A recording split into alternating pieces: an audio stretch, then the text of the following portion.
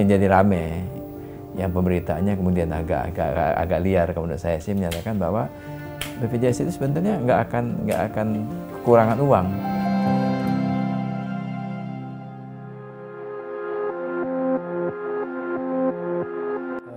Kalau peserta, angka kita sudah 206 juta lebih ya, malah mungkin sudah 207 juta ya, kalau sudah ya sekitar itulah angkanya.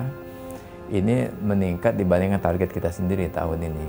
Tahun ini sendiri target kita sebetulnya sekitar 197 jutaan ya, nah, ini sudah tercapai.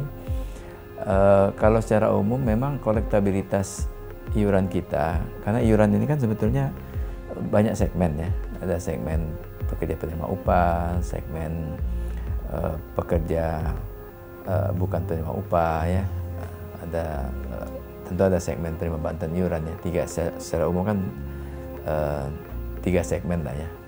Walaupun penerima upah sendiri ada penerima upah pegawai pemerintah dan non pemerintah. Nah, totalitas ini angkanya sih cukup baik ya. Kita mendekati 98% dari total penerimaan ya, kolektabilitas. Nah, namun memang yang jadi perhatian serius di masyarakat adalah, dan kemudian yang jadi rame, yang pemberitaannya kemudian agak liar, kalau menurut saya sih menyatakan bahwa BPJS itu sebenarnya nggak akan kekurangan uang. Kolektabilitas kita untuk segmen pekerja non formal, pekerja mandiri atau peserta bukan penerima upah itu sekitar 60%. Apakah 60% ini kemudian jelek? Ya kita lihat bandingannya, kita benchmark. Misalnya Korea yang hanya 46, Filipina yang 24% ya. Kita jauh lebih baik. Nah, 60 itu bagus sebetulnya. Nah, kalau kita melihat di Jerman mungkin lebih tinggi dari kita, tapi ada syarat. Syaratnya adalah kita harus berani memberikan sanksi pelayanan publik, itu syarat. Misal kalau di Jerman, Mas Baby misalnya kan, kalau kuliah, tadi kan kuliah kan di Cina kan, mau kuliah masuk daftar dicek, sudah peserta jaminan sosial belum, kemudian sudah lunas belum iurannya, kalau belum nggak bisa kuliah, Anda lunasin dulu. Nah, BPJS tidak bisa memberikan sanksi itu, tapi lembaga pelayanan publik lain yang kemudian bekerja sama tentu atas perintah regulasi lanjutannya, misal tidak bisa memperpanjang SIM misalnya, tidak bisa memperpanjang paspor, kemudian tidak bisa transaksi perbankan, tidak bisa katakanlah mengurus akte jual beli yang lain. Nah, itu yang kemudian kalau kita ingin lebih dari 60% kolektabilitas iuran sebagaimana yang kami lakukan sekarang. Kalau kami sudah bersurat ke lembaga pelayanan publiknya sudah dari lama, tahun ini pun kami ingatkan lagi. Kemudian ini yang penting sebetulnya, kalau kemudian masyarakat sosialisasi kami sampaikan terus menerus dan itu tidak menimbulkan keguncangan, menurut kami ya 2019 ini sudah seharusnya ya, karena sudah 5 tahun program ini. Ya, ini menyampaikan apa yang menjadi concern kita ya, bahwa pemerintah itu selalu bicara tentang, kami sendiri melihat ini dalam konsep anggaran berimbang ya, berimbang. Bagaimana pengeluaran dan pendapatan itu mesti match. Itu sebetulnya yang selalu kami sampaikan. Jadi seperti pertanyaan Mas Feby tadi, 2018 ini di akhir 2017 kita sudah tahu hitungannya.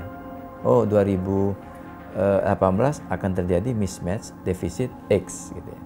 Sebenarnya bagaimana untuk menutup ini tadi, pilihan pertama iuran. Tapi tentu pemerintah punya pertimbangan. Kalau dinaikkan sekarang, apakah kemampuan masyarakat, kemudian tingkat daya beli dan lain-lain. Sehingga pilihannya ada lagi yang kedua, pilihan mengatur manfaat. Apakah misal gini, tahun 2017 jantung sendiri, kelompok diagnosis jantung itu kita mengeluarkan biaya 9,45 triliun. Ya. Jadi ada 1.300-an kelompok diagnosis itu yang kita tanggung untuk masyarakat. Kalau manfaatnya misal jantung yang dikeluarkan, misalnya, dan itu tidak akan kita lakukan, itu kan selesai defisitnya. Jadi manfaat ini spendingnya diatur. Tapi ini belum. Nah, yang ada kemudian suntikan dana tambahan. Nah, suntikan dana tambahan ini sendiri sebetulnya kami laporkan terus perkembangannya. Kemudian untuk memastikan bahwa apa yang kami sampaikan itu benar, tentu harus direview.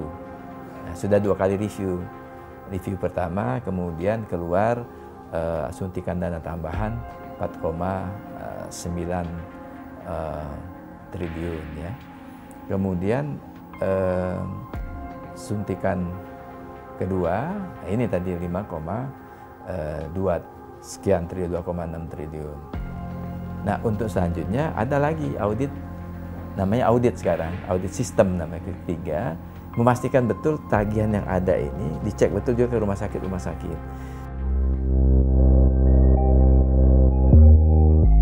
Ini jangan bicara, ini kan begitu cukai untuk kesehatan JKN, mari rame-rame merokok biar bisa membantu. Jadi bukan itu, message-nya begini, ini memang keputusan dari ya, ada namanya ratifikasi ya, FCTC ya, Framework Convention Tobacco Control.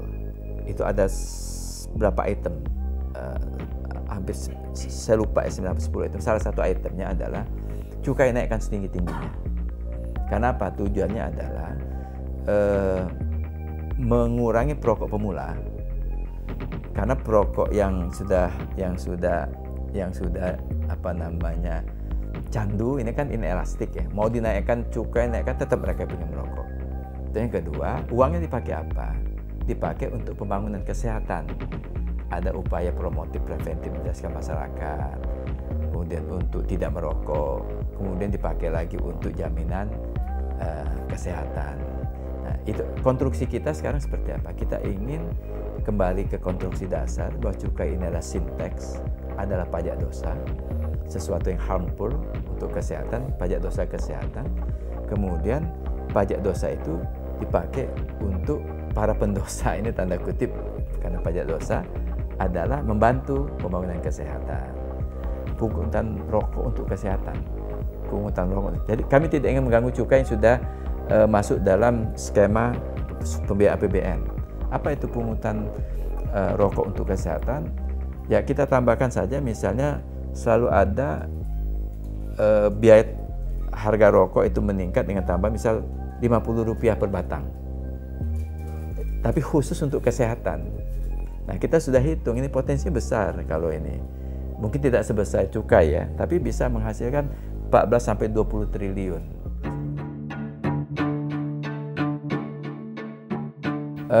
Ada 3 ya tanggung jawab utama kami ini sebetulnya. Pertama, bagaimana memastikan pelayanan kepada masyarakat itu baik. Ya. Yang kedua, bagaimana memastikan keberlangsungan program dengan pendapatan yang optimal. Kemudian bagaimana 3, masyarakat semakin sadar tentang manfaat program ini, artinya ada edukasi yang penting kepada publik. Nah, kaitan pertama, kalau kita bicara pelayanan, peningkatan pelayanan ada 2 tentu. Pelayanan terkait dengan administrasi maupun non administrasi ya. Itu penting. Tapi satu sisi pelayanan juga pada posisi yang efisien. Nah, tentu ada efisiensi harus kami lakukan. Itu yang kemudian muncul dalam bauran kebijakan ya. Mengatur manajemen pemanfaatan. Seperti kemarin sempat ramai ya Cataracts ya. Operasi Cataracts itu kan spending kita kan 2,6 triliun. Cuci darah 2,3 triliun. Bukan ingin membandingkan antar penyakit, tapi kalau kita lihat prioritas tentu cuci darah lebih kita utamakan. Cataracts iya betul bahwa ini harus kita selesaikan, tapi kita tunggu yang memang matang atau nanti yang emergensi atau yang kemudian berhubungan dengan aktivitas. Juga manajemen rujukan.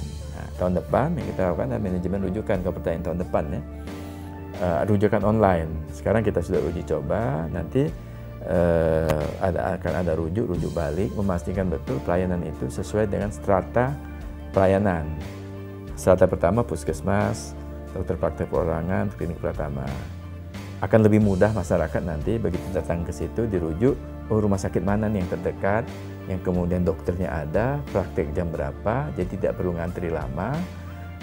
Rumah sakit A penuh, pindah ke rumah sakit X penuh ke rumah sakit Y. Tapi kelasnya kelas C, kelas D. Kalau selesai baru kemudian dirujuk ke kelas B. Kemudian kalau di kelas B sudah selesai ditangani, sudah stabil, dikembalikan lagi ke strata pelayanan lebih bawah lagi. Nah, itu manajemen rujukan. Ini tujuannya mulia ya sebetulnya, dan saya melihat ini masih bisa diatasi. Ini mengatur manajemen cash flow ya. Seperti kalau kita bicara melihatnya hitam putih tiap bulan mismatch 1 triliun, ya pasti nggak ada orang yang ingin mengabdi di sini ya.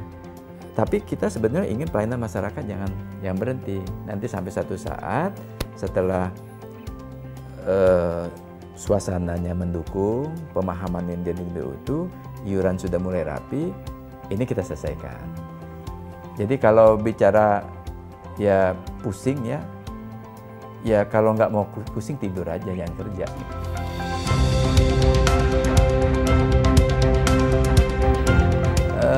Kalau saya nggak bicara hobi, hidupnya selalu bersyukur lah. Ya. Selalu bersyukur, itu yang paling penting. Bahwa selalu ada jalan keluar, tidak ada persoalan. Jangan fokus terhadap problem, fokuslah pada opportunity. Kemudian berkomunikasi, silaturahmi, kalau bahasa saya sebanyak mungkin. Silaturahmi itu kan dalam kalau konteks agama Islam kan, agama lain juga saya kira sama, itu akan memperpanjang usia, membuat kita sehat, banyak rezeki.